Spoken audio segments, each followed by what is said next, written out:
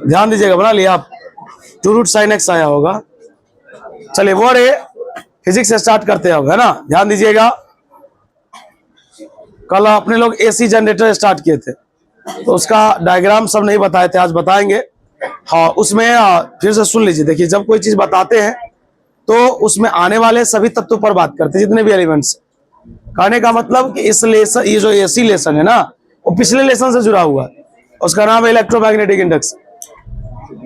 तो मैग्नेट तो अपने लोग पढ़े नहीं है, एसी स्टार्ट किए। कहेगा एसी स्टार्ट क्यों किए जब पढ़ाए नहीं पीछे वाला? तो इससे उसका पूरा लिंक नहीं था। कोई कोई बात ऐसा है जो उसका आ जाता है इसमें, जिसका प्रयोग करके यहाँ का बात प्रूफ होता है।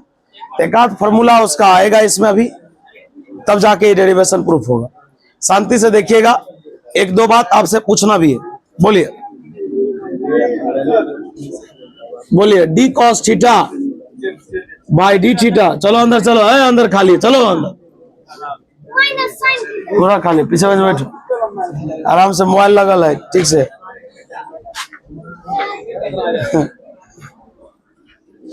D cos theta by D theta कितना होगा? चलिए, अगर यहीं पर ध्यान सुनिएगा, ऐसा सवाल होता, आप आवाज नहीं कीजिए, अगर ऐसा सवाल होता तो बोले नीचे में कौन आता? 2 थीटा, फिर ही कहाँ जाता? अब बाई में क्या होता? D theta. कॉस का आंसर क्या होता? Minus sine. बोलिए ये 2 कहाँ निकलता? बाहर, बच जाता डी थीटा बाई, बोलिए तो -2 साइन 2 थीटा और डी थीटा बाई थीटा कितना? मतलब ऐसा कुछ करने वाले हम लोग आज, है ना। तो इसका प्रयोग होगा इस फॉर्मूला का। हम इसमें बैठिए, जहां पर जगह मिल रहा है बैठ जाइए। तो वो अरे आइए स्टार्ट करते हैं कल वाला टॉपिक, और आज खत्म लगभग कर देंगे, बोले ही थे कल।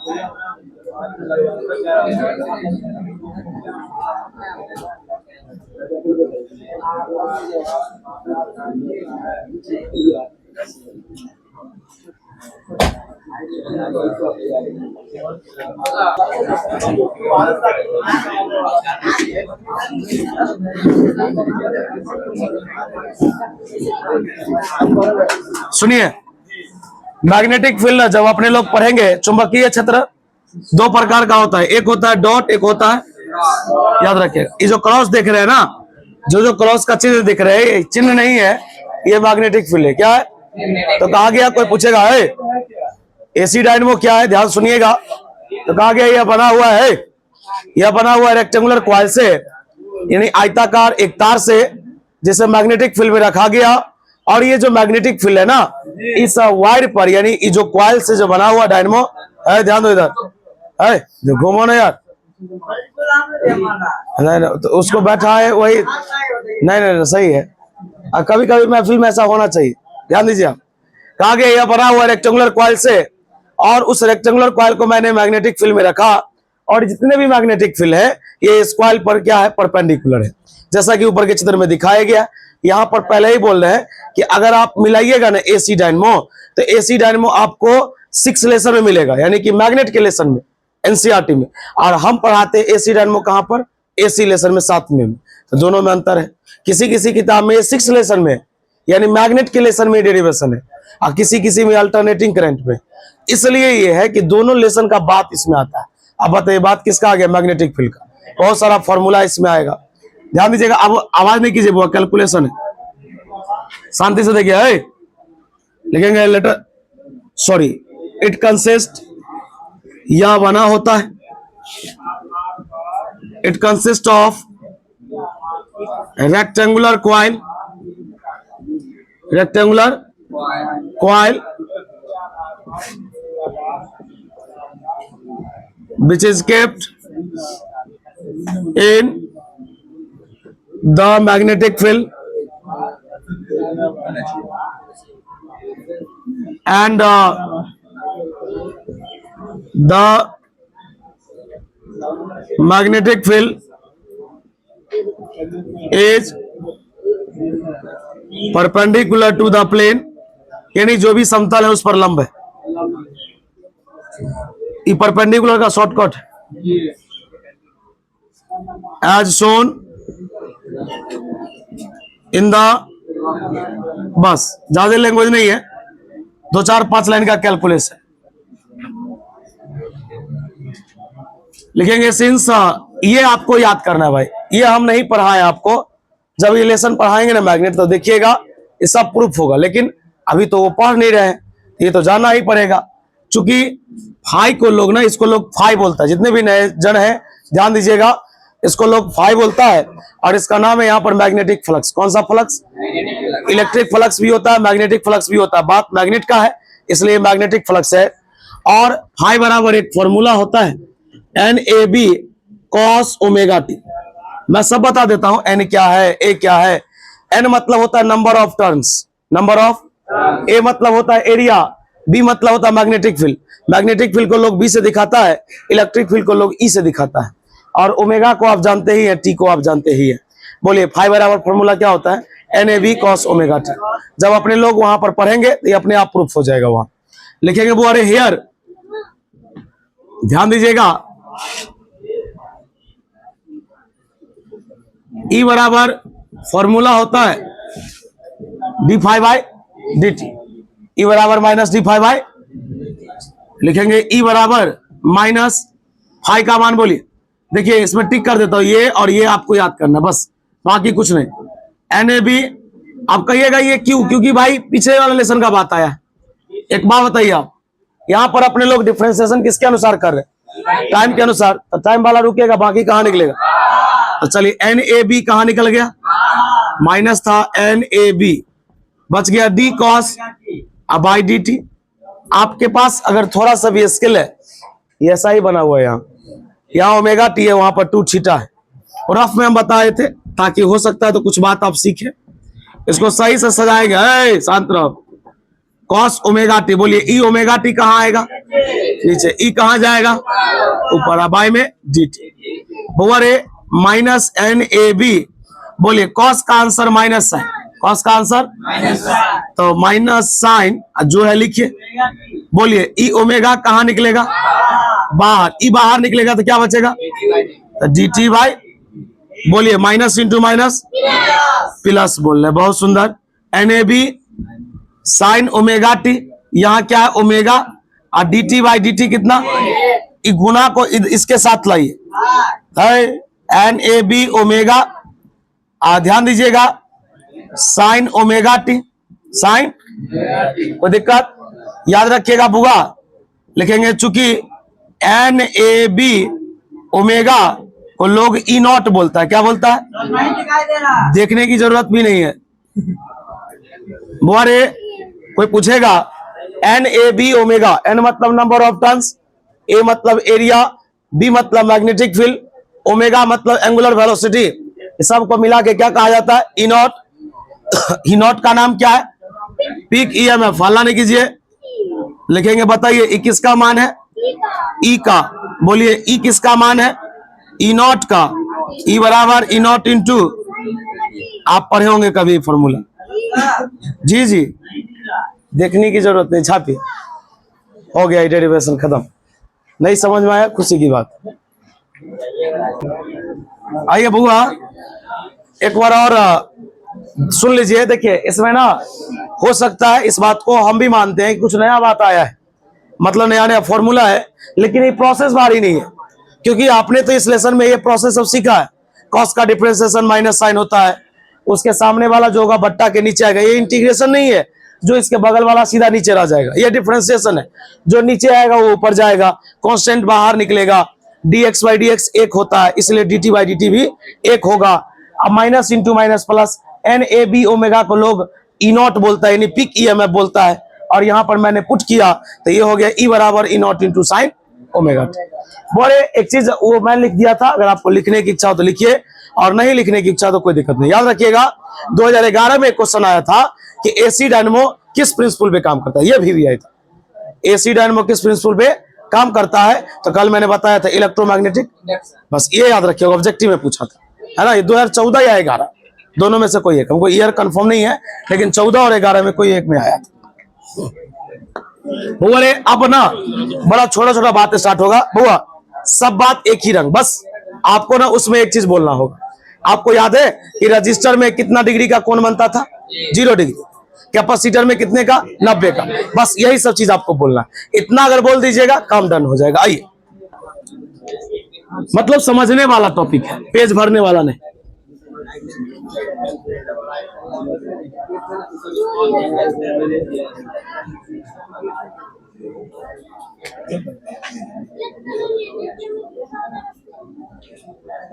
बउआ ये छापिएगा नहीं मेरे साथ, मतलब आप ना थोड़ा देर समय दीजिए। आइए बुआ, आरसी सर्किट पहले बेट कीजिए। आरसी मतलब रजिस्टर और कैपेसिटर।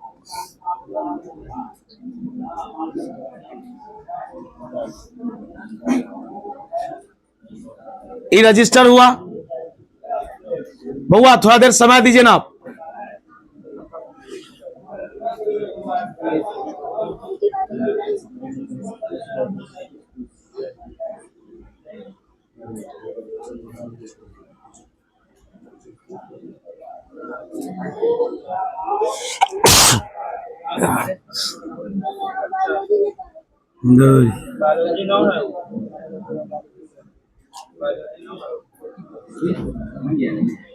बोलिए इसको अपने लोग क्या बोलते हैं?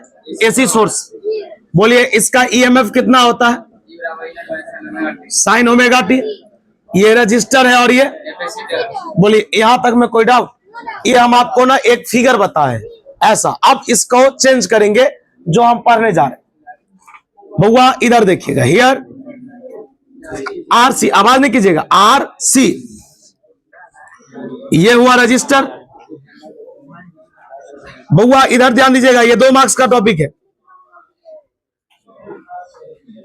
ये हुआ कैपेसिटर, कहेगा नहीं समझे। बोलिए ये हुआ आपका, ये हुआ आपका। बउआ रे इसके बीच में कितना डिग्री का कोण? प्लस 90, माइनस 90 नहीं ना, माइनस 90 होता जब नीचे आता। देखिए ये वाई एक्सिस है, ये वाई डैश है, अगर ऊपर जाएंगे 90, नीचे आएंगे तो ये भी बनेगा। अभी पढ़ना ही अभी शुरू हुआ है।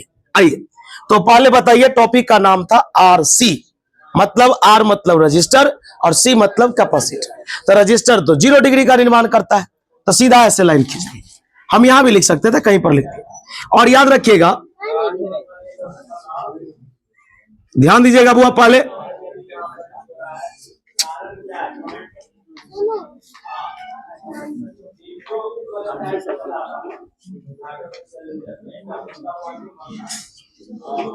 बोले इसको लोग बोलता है इंपीडेंस। आपको याद है रिएक्टेंस, इंपीडेंस, एडमिटेंस, याद है आपको? रिएक्टेंस एक्स से दिखाते हैं, इंपीडेंस जेड से दिखाते हैं, एडमिटेंस ए से दिखाते हैं, सब पढ़ाए हुए। अब आप बताइए, तो मेरे पास 2 सर्किट तो पहले से था, यानी 2 रजिस्टर तो पहले से था। यानी ध्यान से सुनिएगा, ये जो आप देख रहे हैं ये कैपेसिटर है, लेकिन आप बताइए कैपेसिटर के रेजिस्टेंस को लोग कैपेसिटिव रिएक्टेंस एक्ससी बोलता है। ये रेजिस्टेंस अपने आप में खुद है, तो रेजिस्टेंस को लोग किससे दिखाता है? आर से। और ये भी एक रेजिस्टेंस। एक बात बताइए, मैं आपसे पूछता हूं, ये 5 रुपया है, ये 5 सेंटीमीटर, जिंदगी में जुड़ेगा? ये सेंटीमीटर और रुपया कभी जुड़ेगा? नहीं जुड़ेगा। ये अलग चीज, बात मेल ही नहीं खा रहा है। कहने का मतलब आप अगर जोड़िएगा भी तो रजिस्टर का रजिस्टर के साथ, कैपेसिटर का ऐसे नहीं जोड़िएगा। तो बताइए, अभी अपने लोग पढ़ रहे आरसी सर्किट, अर्थात रेजिस्टेंस का जोड़ पढ़ रहे हैं। तो बताइए रजिस्टर का जो रेजिस्टेंस उसको आर बोलते हैं, और कैपेसिटर का जो रेजिस्टेंस है उसे लोग एक्सी बोलता है। ध्यान दीजिएगा,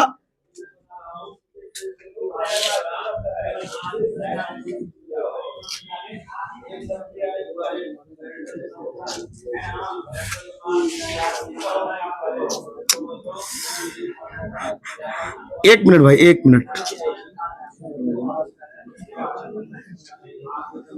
चलिए, अगर आप बताइए, बुआ ध्यान दीजिएगा, आमने सामने की भुजाएं, अगर ये आर है तो ये भी, ये एक्स ये भी, और इस एंगल को माना जाता है फेज एंगल फाई।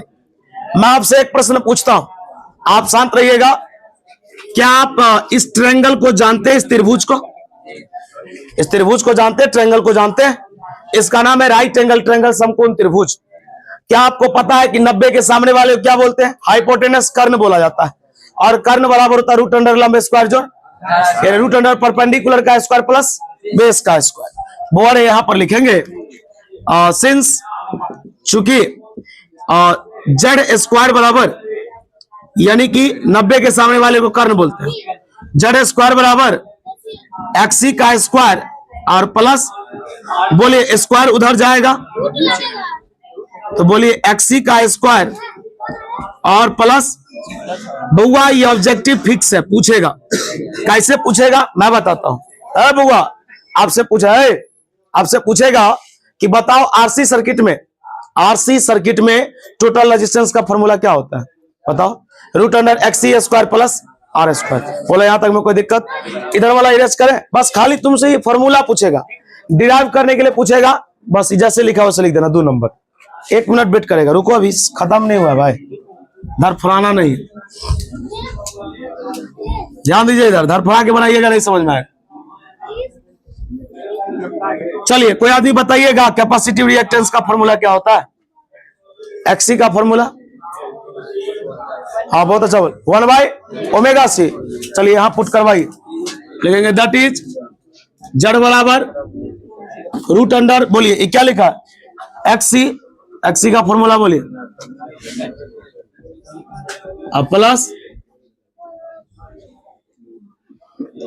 एक और निकालिए, नाउ tan फाई। अच्छा एक बात बताइए, क्या आप tan थीटा का फॉर्मूला 10वां में पढ़े थे? क्या होता है? यानी परपेंडिकुलर बाय बेस, लंब बट्टे आधार, लंब बट्टे, बोलिए 90 के सामने वाले को, 90 के, 90 है ना, तो बोलिए 90 के सामने वाले को परपेंडिकुलर, सॉरी 90 के सामने नहीं, सॉरी गलती हो गया, एंगल के सामने वाले को परपेंडिकुलर, एंगल के सामने वाले को, और 90 के सामने वाले को हाइपोटेनस कर्ण, और जो बच गया सो आधार। तो बता ये सामने वाला P है, लिखेंगे इंप्लाइज दैट XC बटे, बताइए कौन सा सर्किट था? RC circuit. अब पढ़ेंगे LR सर्किट, क्या पढ़ेंगे? और उसके बाद पढ़ेंगे LCR। छापिए ना पहले, आप डाउट है तो पूछ लीजिए। और यार खिड़की सब खोल दो ना रे, गर्मी लग रहा है कि परेशान होगा, फिर गर्मी शुरू। लाइट बात तो बिजली फ्री ना हो कल से, तो फ्री वाला के आनंद फ्री है जैसा हो। तो बउआ ध्यान दीजिएगा 1 मिनट और, बोले सुनिए, ये आरसी सर्किट करके आएगा, लिखा रहेगा explain RC circuit. RC circuit का वर्णन कीजिए, आप यहां तक ड्राइव कर देंगे, यहां तक या वहां तक, डन। बोले या कहेगा आरसी सर्किट में नेट रेजिस्टेंस का फॉर्मूला क्या होता है? अब कहिएगा इस सब का नाम क्यों नहीं लिखे, क्यों नहीं बोलते हैं, बताए। हाल ही में तो पढ़ाए थे, एक को लोग इंपीडेंस बोलता है, एक्सी को लोग कैपेसिटिव रिएक्टेंस बोलता है, आर को लोग रेजिस्टेंस बोलता है। ये ट्रायंगल आपको तो आता ही है कि राइट एंगल ट्रायंगल में एच स्क्वायर बराबर पी स्क्वायर जोड़ बी स्क्वायर होता है। तो इसमें समझाने वाला बात क्या है? टेन थीटा का फॉर्मूला P/B होता है, मतलब ये सब ऑब्जेक्टिव में आ सकता है, फॉर्मूला भी ऑब्जेक्टिव में आ सकता है, एक्सप्लेनेशन भी 2 मार्क्स में आ सकता है। बोले यहां तक में कोई दिक्कत? अरे पहले जल्दी लिखो।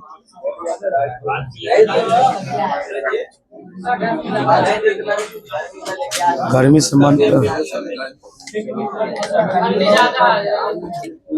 पहले छापिए ना, पहले छापने तो दीजिए, बहुत गर्मी है भाई, अजीब जैसा मन हो रहा है। नहीं रे छापिए रहा है, छापना रे, बैठिए बैठिए, वो आप जाइएगा, निकल निकल, गर्मी ज्यादा है, बाहर में थोड़ा सा रिलैक्स फील होगा।